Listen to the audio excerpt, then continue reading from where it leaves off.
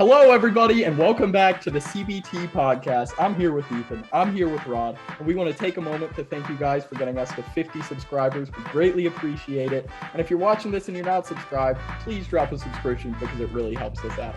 So today we're going to be talking about one of the most talked about teams in the NBA, despite their failures, you could say, the New York Knicks. So Rod, do you want to talk about what they did in this offseason?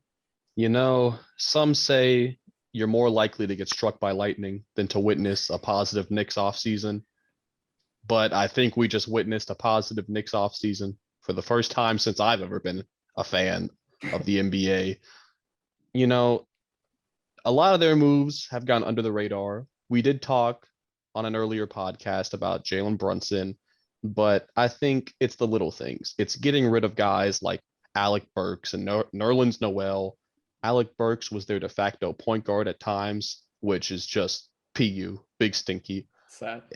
They extended Mitchell Robinson for a 4-year, $60 million deal. He has been the same player virtually for the past 3 to 4 years. So hopefully for this deal to work out, he'll have to take some type of a jump, but he is still their starting center. And then obviously we look at Jalen Brunson. I like him obviously more than either of you two do. I think like we talked about earlier how they were desperately in need of a point guard, of a facilitator, and I do think Jalen Brunson will be the guy for them. Also picked up Isaiah Hartenstein to be their backup center, one of the more under the radar pickups in free agency.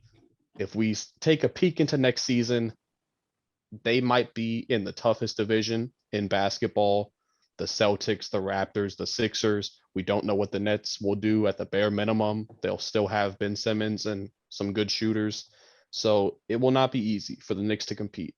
But if we just look at simply removing the bad players and Alec Burks and Nerlens Noel and adding guys like Jalen Brunson, Hartenstein, I do think we could see a play-in to possibly playoff appearance for the New York Knicks, which would be parade worthy in New York. Yeah. Ethan, how do you think they're going to do this year? Obviously, being a Celtics fan, you're not a fan of the Knicks, but how do you think they'll perform this season? A team coming off a 37-45 record, missing the play-in. I believe that they actually got worse this offseason. Wow. I think they got worse. Yes, Jalen Brunson was monumental in that run with the Mavericks. And he was a big part of why they were successful. But I do believe that, Alec Burks, someone that, kind of was a defensive player for them sometimes.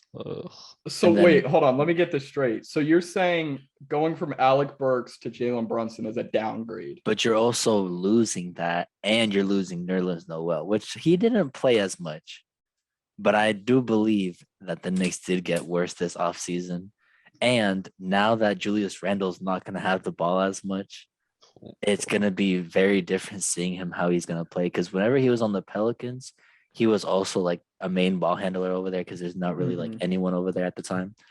And going to the Knicks. So that's why he was able to average, 20. I think he averaged like 22 points per game this season. 20, it was 20 points, 10 rebounds, and 5 assists on the year. My bad. Which I thought he didn't have a good year, but then I looked at his stats and realized like those are still great. Yeah, those are still great. Sure. Yes, yeah, definitely. But I do believe that they did get worse, and we're gonna have to see Julius Randle playing off ball, whereas he's been playing a lot more on ball, and so that's gonna be one thing. But talking about how they're gonna be next season, I do believe they are not missing the play-in. They are missing the play-in. Sorry. They are missing the play-in. They are not better than 10 teams by far. Okay, hold on real quick.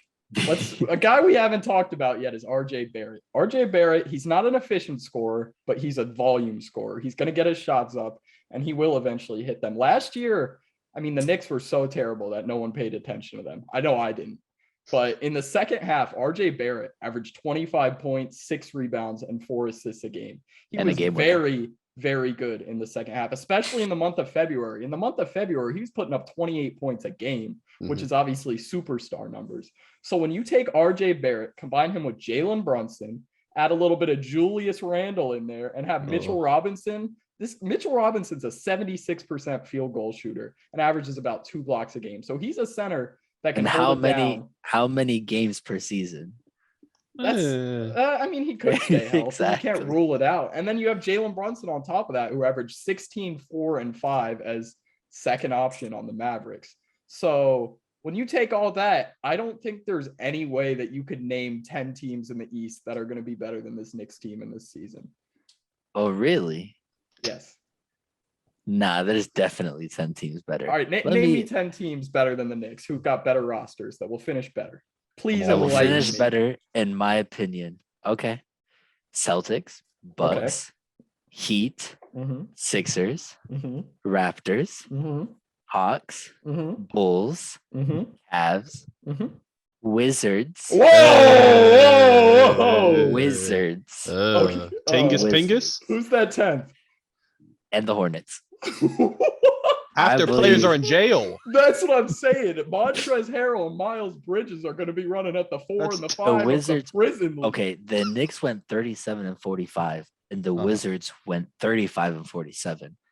With also like how many games from Bradley Beal? Like 30 something. missed a But few. even when Beal was playing, he wasn't playing well. He averaged like 23 a game last year on Bradley poor Beal alone is efficiency. going to win you like 20 games. Okay, Just Bradley Beal on sure. his own. And then you've got So Kristaps Porzingis, who's going to be watching from the bench. Okay, but he'll do Who else? something. Who else on the Wizards team is going to be cooking? Kyle Kuzma, who give you 15 on 5 Kyle and 15 Kuzma. shooting. If he's not on the Celtics, Kyle Kuzma will be cooking on the Wizards. And then the Hornets, LaMelo, bro, he's only getting better. And Gordon who's he going to be throwing them lobs to? Because Miles Bridges is going to be in cuffs. They just picked up that center from Duke. I forgot his name. But they got that center. He was pretty good. Mark Williams. Yeah, like so that's gonna he is gonna be like huge for them. So that's and they have some young forwards. It will be good for him to have Montrezl Harrell as a mentor. He can talk to him, through a glass window on the phone because Montrezl Harrell is facing felony drug charges. 3 pounds of weed and a weapon. Yeah, that's not looking too good. Yeah, so and then Miles Gordon Bridges Hayward likely going to jail. Oh, you want to talk about watching from the bench? Gordon Hayward. Watching from the ICU. I'll admit it. I'll be the first to say Gordon Hayward is going to play about 20 games. But those 20 games, they will win. It's 20 more than Miles Bridges and Montrez. So they're going to go 20-0 with Gordon Hayward. No. Maybe like 18-2. Okay. But LaMelo alone is going to win you like 15. So just right there, you're already looking at almost the same as the Knicks. And then you just got to hope you can pray like win a couple of games against Orlando, Rockets, Ethan, this Knicks team, as much as I hate to say it, they do have at least a decent roster now. As Rod said, this is the first positive offseason they've had in a long time. So Knicks fans, you can be happy about that. MSG will be back in the playoffs come April. And I'll tell you, 2 teams who are certainly not going to stop them is the Hornets and the Wizards. And no other East teams that you listed, I think, will be better than the Knicks. The Knicks could sneak up on a lot of people in the East. Despite their strong division, I think that they could win, 45 games. Oh, let's go. Oh, wow. It's still the Knicks. Yeah. I think Jalen Brunson, if he does really come out of his shell, I think he's the key because 16, 4, and 5, he shot 50% from the field with Dallas. And I mean, he doesn't have the creation of Luka anymore. I get that. But now he does have his own team. And what did we see when Jalen Brunson played with his own team in that first round series against Utah, Ethan? He had Rudy Gobert spinning in a circle. So I just don't see how you could say that either of those teams are going to be better than the Knicks because the Knicks have a good roster. Yeah, Ethan, I think you let your hate of the Knicks blind you a little bit. I mean, you just sat there with a straight face and told me Alec Burks and Nerlens Noel leaving hurts them. I'd bet every penny I have Jalen Brunson and Isaiah Hartenstein will just be net positives over both of them. You still have RJ. You still have Evan Fournier, who was actually surprisingly good last year. And you talked about Julius Randle having the ball in his hands less could hurt them. I think that might help them actually, because I think Julius needs to learn that him holding the ball 40% of possessions will not lead to wins. And he's built up a lot of bad habits the last few years in New York. So Yeah, I think this Knicks team is a lot better than you're giving them credit for.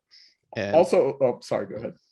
yeah, I was just gonna say I'd have them as a lock for a top 9 record. I think a team Ethan didn't mention is the Nets, just because we don't know what they're gonna do. They're a But question mark. yeah, I have the Knicks at 8 or 9 so far going into the season. And a player that we haven't even mentioned, a veteran guy who could be very valuable off the bench, is Derrick Rose. He'll be back from injury, and he may not have the athleticism that he did in his MVP years, but he still has the IQ and the playmaking Craftiness, ability yeah. and his little floaters around the rim. So, I mean, Ethan, do you have a rebuttal for this? Because it's not looking good for you. I'm going to be real. Hey, all I'm saying is we'll see come time for the season to start, because I'm still predicting that they won't even crack the top 10 play in. Derrick Rose, I give you that. He's crafty off the bench and all that. He's been great for them off the bench when healthy. But like you said, he's coming off another injury. He's not reliable. He's injury prone. So I still got to see something from him. And that bench, I mean, the Knicks bench, It's stinky. It's a It's little not stinky. great. pretty bad. So, I mean, I'm still, and like you said, the Nets, depending on what they do, could crack, like, of course, could be in that top 10. Losing not Bruce likely. Brown, even without KD and Kyrie, losing Bruce Brown was pretty big for them, especially because he went to Utah. So, They did add superstar Royce O'Neal, though. So it's not all bad Ooh. in Brooklyn land. Rod, do you Nah. have any closing thoughts about the Knicks? I think Ethan's best defense would have just been to say it's the Knicks. I think that's a pretty solid defense. But no, I think the Knicks will unfortunately surprise a good amount of people this year. Yeah, they won't finish high in the Atlantic Division, but they will be a first round exit, which is a step in the right direction. I just want to talk about real quick Isaiah Hartenstein. I think was one of the most underrated pickups of the entire offseason. I think any team in the NBA would have been lucky to have him, and the Knicks got his signature. And he was very good on the Clippers last year, as I'm sure most people are aware. Ethan, final thoughts? no, like I said, not cracking that top 10. The So, Knicks, how many games do you see the Knicks winning this season? Probably like same record, 37-45, maybe 35. And Rod, we never got a win prediction from you. I'd say around either 43 or 44 wins. Okay, so Rod and I are in more agreement, and Ethan's Celtics love may have blinded him for the Knicks No. roster a little bit. So I want to thank everyone who's watched this video for watching. I ask that you please drop a like and subscribe, comment. How well do you think the Knicks will do this season? Are there 10 teams in the East that are better than them? Should they lose every game and tank for Victor Wembanyama? Thank you guys for watching, and we'll see you guys in the next episode.